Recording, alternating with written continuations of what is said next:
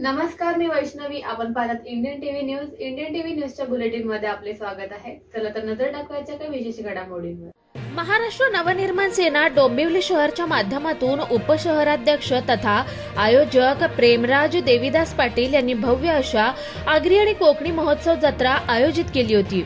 पश्चिमेला उमेशनगर post office समोरील भव्य पटांगणात या जत्रेत मौज मजा मस्ती आणि धम्माल बालगोपाळ तसेच खवय्यांना मोठी संधी मिळाली आहे.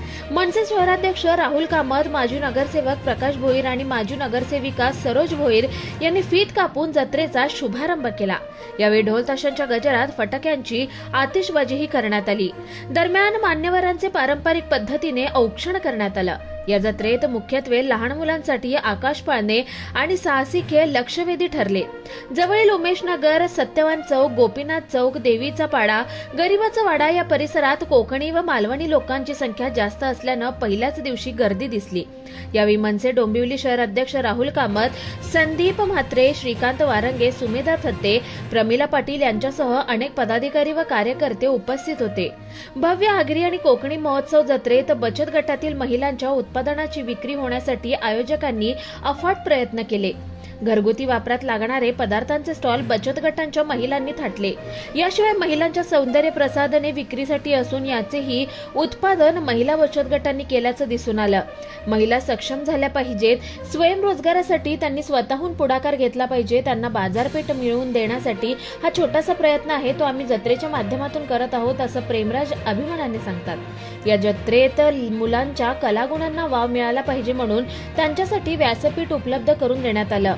याच व्यासपीठाच्या माध्यमातून अनेक कलाकार उजेडात आले.